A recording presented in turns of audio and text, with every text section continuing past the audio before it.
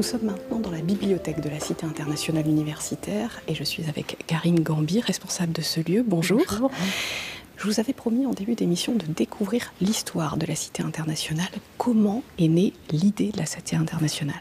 Bien écoutez, c'est juste après la Première Guerre mondiale, un conflit qui avait quand même fait des millions de morts. Et l'idée, c'était de remettre tous les jeunes ensemble, quelles que soient leurs origines, leur culture, et de leur réapprendre à vivre ensemble pour construire un monde de paix. C'était vraiment l'idée de base. Et puis, il fallait aussi que l'Université de Paris soit à nouveau accueillante à tous les talents venus de tous les pays du monde. Donc ça contribuait aussi à son rayonnement international.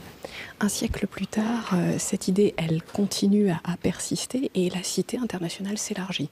Oui, absolument. On a essayé de maintenir ce flambeau pendant toutes nos 90 ans d'existence. Et là, maintenant, on connaît même un nouvel essor, puisqu'on va construire 1800 nouveaux logements, une dizaine de nouvelles maisons, et de nouveaux pays nous rejoignent, la Chine, la Corée du Sud, l'Égypte. En fait, la Cité, c'est d'abord des pays qui sont venus construire leurs maisons pour participer tous ensemble à cette œuvre de paix. Comment est-ce qu'on obtient une chambre à la Cité universitaire ? C'est pas facile, hein. Il y a beaucoup de candidats et bon, on a quand même 6000 logements offerts aux étudiants et aux chercheurs. Il faut être en master et puis il faut être inscrit dans un cursus diplômant des universités ou des grandes écoles d'Île-de-France et mettre sa candidature en ligne sur le site ciup.fr.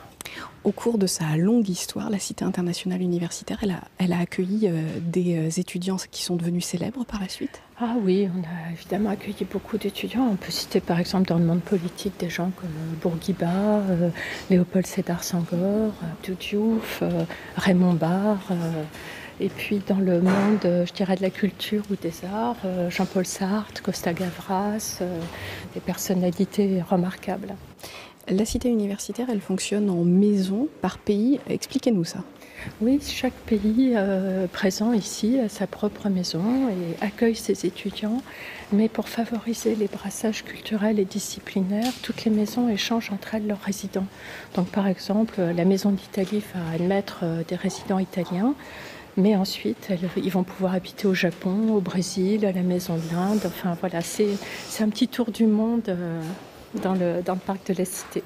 Et au milieu de toutes ces communautés, vous accueillez une partie d'étudiants réfugiés. Expliquez-nous ça. Oui, on a accueilli une vingtaine d'étudiants syriens depuis 2 ans. Le but, c'était vraiment de permettre à des jeunes qui avaient été obligés d'interrompre leurs études à cause de la guerre, de trouver ici des conditions favorables pour reprendre ces études. Et enfin, on constate quand même que ça a été une vraie réussite, ce programme d'accueil de réfugiés syriens. Merci beaucoup, Karine Gambi.